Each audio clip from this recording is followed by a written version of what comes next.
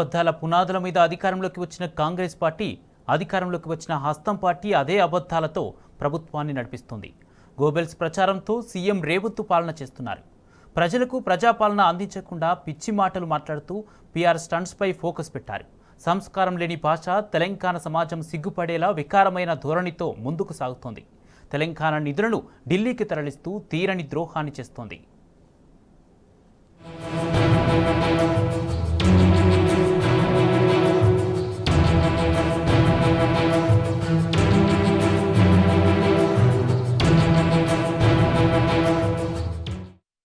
CM పీఠంపై కూర్చున్న తొలి రోజు నుంచే అబద్దాల డోస్ను కాంగ్రెస్ ప్రభుత్వం మరింత పెంచింది.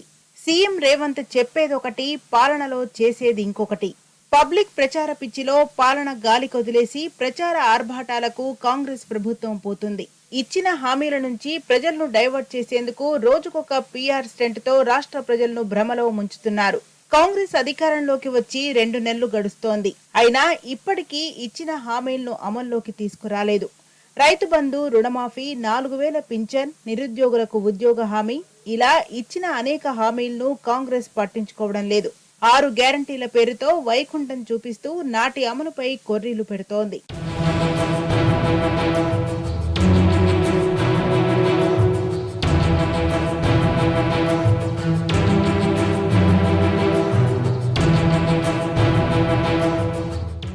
గత 10 ఏళ్లుగా తెలంగాణ ప్రజలు ఆత్మగౌరవంతో బతికారు. రాష్ట్రానికి ఏం కావాలి, ప్రజలకు ఏది మంచిదో నాటి సీఎం కేసీఆర్ చేసి చూపించారు. తెలంగాణ రాష్ట్రానికి కేంద్రంలో అధికారంలో ఉన్న బీజేపీ సహకరించకున్నా రాష్ట్రాన్ని బీఆర్ఎస్ ప్రభుత్వం ముందుకు నడిపించింది. వ్యవసాయం, విద్య, వైద్యం, ఆరోగ్యం సహా అనేక రంగాలను మెరుగుపరిచింది. కానీ నేడు సొంత ప్రాంతం వాడే సంపదను కొల్లగొడుతూ రాష్ట్రాన్ని దివాళా తీసే కుట్రలకు తెగబడుతోంది ఈ కాంగ్రెస్ ప్రభుత్వం. ఒకవైపు రాష్ట్రంలో లంకెబిందెలు లేవు అంటూనే మరోవైపు రాష్ట్ర ప్రజల సంపదను తెలంగాణ కాంగ్రెస్ ప్రభుత్వం హస్తినకు తరలిస్తోంది. త్వరలోనే పార్లమెంట్ ఎన్నికలు జరగనుండటంతో పార్టీకి కావలసిన నిధులను ఇక్కడి కాంగ్రెస్ ప్రభుత్వం ఏఐసీసీ అందిస్తోంది. అంతేకాకుండా అగ్రనేతల పర్యటనలు, ఎన్నికల ఖర్చును కూడా తెలంగాణ కాంగ్రెస్ పెట్టేలా ఆర్థిక భారాన్ని రాష్ట్రంపై మోపుతోంది ఢిల్లీ కాంగ్రెస్. ఇటు పార్టీకి ఎక్కువ విరాళాలు, నిధులు సమకూర్చే కాంట్రాక్టర్లు, బడా వ్యాపారవేత్తలకే రాష్ట్రంలో పదవులు దక్కాయి. ఇప్పుడున్న కేబినెట్ ఇందుకు ఉదాహరణగా నిలుస్తోంది. పార్టీని నమ్ముకున్న వారికి నామినేటెడ్ పోస్టులు ఇస్తూ పైసలిచ్చిన వారికి ప్రాధాన్యమున్న పోస్టులను కాంగ్రెస్ పార్టీ కట్టబెడుతోంది.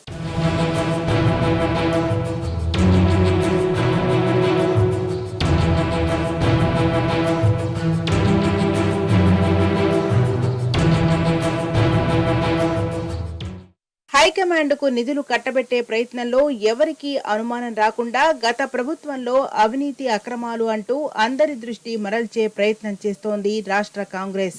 అందులో భాగంగానే వ్యాపారులను, కాంట్రాక్టర్లను బ్లాక్మెయిల్ చేస్తూ నిధులు వసూలు చేస్తోందనే ఆరోపణలు వినిపిస్తున్నాయి.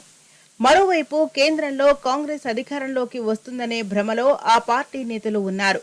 వచ్చే ఎన్నికల్లో బీజేపీని ఓడించటం కాంగ్రెస్ పార్టీ కూటమికి కష్టమని రాజకీయ విశ్లేషకులు చెబుతున్నారు. 10 ఏళ్ల తర్వాత కూడా దేశంలో కాంగ్రెస్ పార్టీకి వ్యతిరేక పవనాలు వీస్తూనే ఉన్నాయి. 2 దఫాల బీజేపీ పాలనపై ప్రజల్లో ఉన్న ప్రభుత్వ వ్యతిరేకతను కాంగ్రెస్ పార్టీ అనుకూలంగా మార్చుకోలేకపోయింది. అదే సమయంలో కాంగ్రెస్ వైఫల్యాలను అమిత్ షా, ప్రధాని మోడీ బీజేపీ బలోపేతానికి అవకాశాలుగా మార్చుకుంటున్నారు. దేశంలో గత 10 ఏళ్లలో బీజేపీ ఎంత బలపడిందో కాంగ్రెస్ అంతకంటే 4 రెట్లు బలహీనపడింది. ఇండియా కూటమి పేరుతో కాంగ్రెస్ కొత్త డ్రామా మొదలుపెట్టినా దాని ఉనికి ప్రశ్నార్థకంగా మారింది. కూటమిలోని నేతలు ఎవరికి వారు నిర్ణయాలు తీసుకుంటూ జారుకుంటున్నారు. రానున్న రోజుల్లో కాంగ్రెస్ ఒంటరిగా పోటీ చేయాల్సిన పరిస్థితి ఎదురుకానుంది.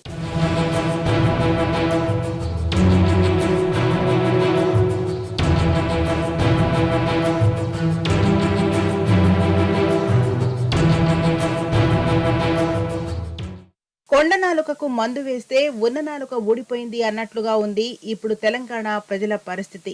గత ప్రభుత్వం మంచి పథకాలు అమలు చేసినా కాంగ్రెస్ చెప్పిన మోసాలకు ప్రజలు నమ్మి ఓట్లేశారు. కానీ ఇప్పుడు గద్దెనెక్కిన తర్వాత కాంగ్రెస్ తన వక్రబుద్ధిని బయటపెట్టుకుంది. హామీలపై మాట మార్చుతుంది.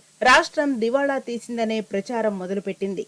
హామీలను అమలు నుంచి తప్పించుకునే ప్రయత్నం చేస్తోంది. ఇటు కాంగ్రెస్ పాలన దినమొక గండంగా సాగుతోంది. 60 రోజులలో కాంగ్రెస్ సర్కార్ చేసిన పీఆర్ స్టెంట్స్ తప్ప పెద్దగా ప్రజలకు ఉపయోగపడే నిర్ణయం ఒక్కటి కూడా తీసుకోలేదు. ప్రశ్నిస్తున్న జర్నలిస్టు ప్రతిపక్షాలపై దాడులు చేస్తోంది.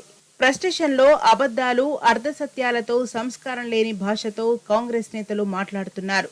నీళ్లు, నిధులు, నియామకాల ట్యాగ్ లైన్తో ఏర్పడిన రాష్ట్రానికి నీళ్లు దక్కకుండా ఈ కాంగ్రెస్ నేతలు కుట్రలు చేస్తున్నారు.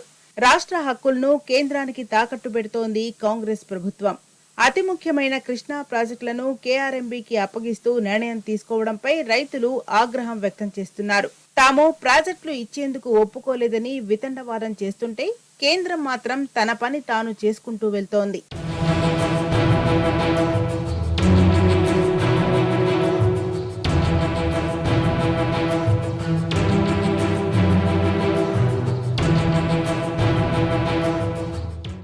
రాష్ట్ర హక్కులపై ఢిల్లీలో గట్టిగా కొట్లాడాలంటే బీఆర్ఎస్ ఎంపీలు గెలవాల్సిందే. 10 ఏళ్లు రాష్ట్రానికి రావాల్సిన నిధులు, హక్కులు సాధించడం కోసం బీఆర్ఎస్ ఎంపీలు పోరాటం చేశారు.